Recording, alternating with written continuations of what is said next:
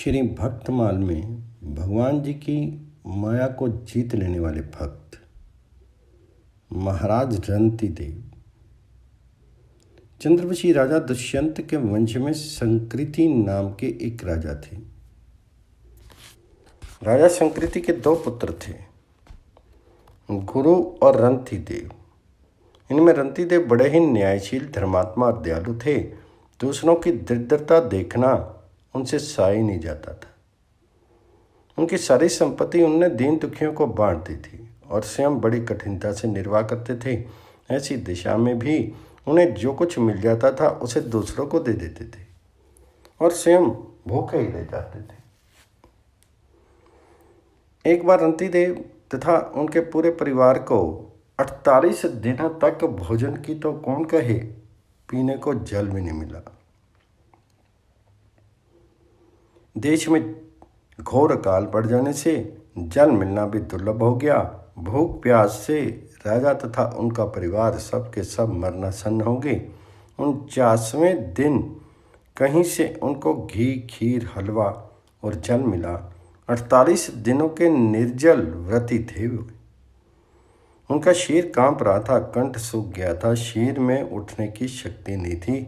ऐसी दिशा में रंती देव भोजन करने जा ही रहे थे कि एक ब्राह्मण अतिथि आ गए। रंती देव ने बड़ी श्रद्धा से उन विप्र को उसी अन्न में से भोजन कराया। विप्र के भोजन कर लेने पर बचे हुए अन्न को राजा ने अपने परिवार के लोगों में बांट दिया। वे सब भोजन करने ही जा रहे थे कि एक शूद्र अतिथि आ गया। उस दरिद्र शूद्र को भी राजा ने आदरपूर्वक भोजन करा दिया। अब एक चंडाल कई कुत्तों के साथ आया और कहने लगा, राजन, मेरे ये कुत्ते भूखे हैं और मैं भी बहुत भूखा हूँ। रंती देव ने उन सब का भी सत्कार किया। सभी प्राणियों में श्री हरि को देखने वाले उन महापुरुष ने बचा हुआ सारा अन्न कुत्तों और चंडाल के लिए दे दिया। अब केवल इतना जल बचा था जो एक मनुष्य की प्यास बुझा सके। राजा उससे अपना सूखा कंठ गीला करना चाहते थे और एक और चंडाल आकर के 3 स्वर में कहने लगा, महाराज, मैं बहुत थका हूँ, मुझे अपवित्र नीच को पीने के लिए थोड़ा पानी दीजिए। चंडाल थका था और बहुत प्यासा था। उसकी वाणी बड़े परिश्रम से निकलती जान पड़ती थी। उसकी दिशा देख करके राजा को बड़ी दया आई।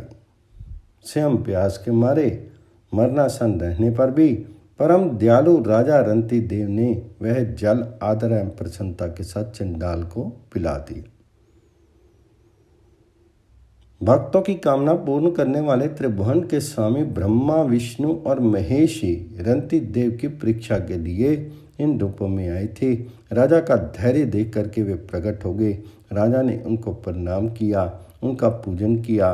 बहुत कहने पर भी रंती देव ने कोई वरदान नहीं मांगा। जैसे जगने पर स्वप्न लीन हो जाता है, वैसे ही भगवान वासुदेव में चित्त को तन में कर देने से राजा रंती देव के सामने से त्रिगुणमयी माया लीन हो गई। रंती देव के प्रभाव से उनके परिवार के सब लोग भी नारायण परायण होकर के योगियों की परम गति को प्राप्त हुए। भक्तमाल के टीकाकार श्री प्रियादास जी महाराज रंती देव के उपयुक्त कथा का अपने कविता में इस प्रकार वर्णन करते हैं। अहो रंती देव नृप संत दुष्यंत वंश, अति ही प्रशंस सो आकाश वृत्ति लई है। भूखे को न देखी सके आवे सो उठाई देत, नीति नहीं करे भूखे दे छीन भई है। 48 दिन पीछे जल अन्न आयो, दियो विप्र शूद्र नीच सवान ये नहीं है। हरि को निहारे उन मांझ तब आए प्रभु, जग दुख जित्ते भोगे भक्ति छाई है।